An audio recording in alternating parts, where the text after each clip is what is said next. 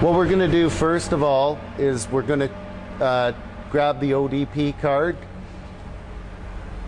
which is usually located near a service port, and we're going to have a look at what was last done on this vehicle.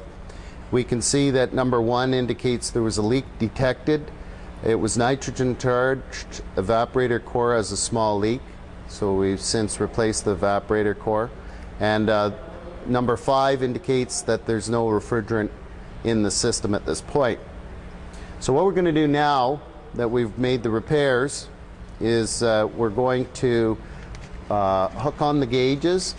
We're going to pressure test the system and make sure that we've repaired all the leaks.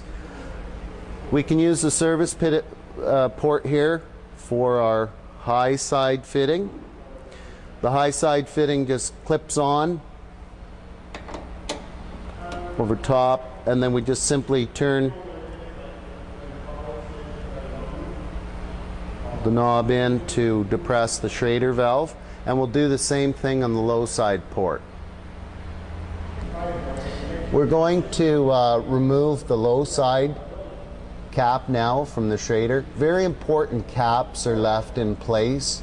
The cap, especially on the low side, is important for keeping out dust and dirt, but it's also going to protect the system. There's a Schrader valve in here, and this Schrader valve in a low pressure situation can actually go into a vacuum and cause air to be drawn in past the Schrader valve, which would add water vapor. We don't want any water vapor. One droplet can cause problems with freeze up in the evaporator.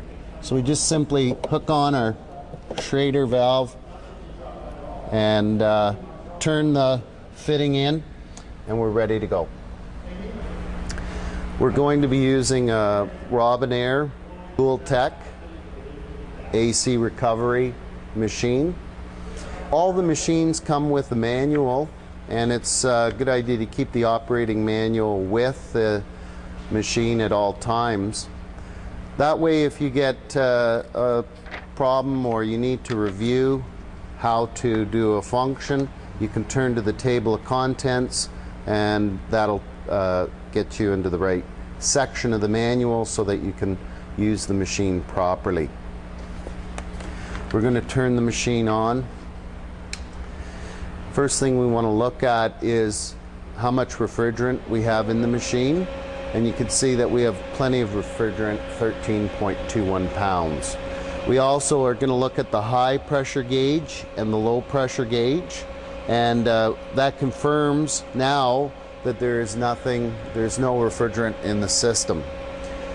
We've done the repairs to the evaporator, so we're going to now hook on the nitrogen, and we're going to pressurize it to about 200 psi, and then we can use some soap and water through the system, and we can also use the pressure, the 200 psi, and see during that soap and water if it drops at all. That'll indicate a leak. If it holds and we don't find any air bubbles, then we can vacuum and charge.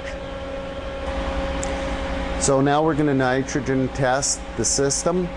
We've got our nitrogen bottle here with a pressure regulator. This gauge shows how much is in the tank. This one shows how much pressure we're going to put in the system. Sorry, hang on. I missed this. We're going to hook on the nitrogen now to pressure test the system to confirm that the repairs that we've made are going to hold without a leak. So we just simply open up our nitrogen bottle. It's got a pressure regulator on it. The first gauge is going to show how much is in the tank. And the second gauge, we're going to adjust with the pressure regulator, adjusting screw to 200 psi. We've got a manifold gauge connected to that regulator via the center line, which is yellow. And we're going to hook on, we've hooked into the system using the low pressure line. And we're just going to crack that line open and allow nitrogen to fill the system.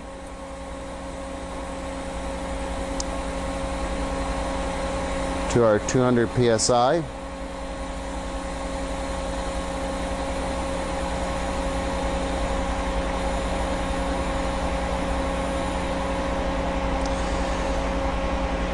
Now the system's full.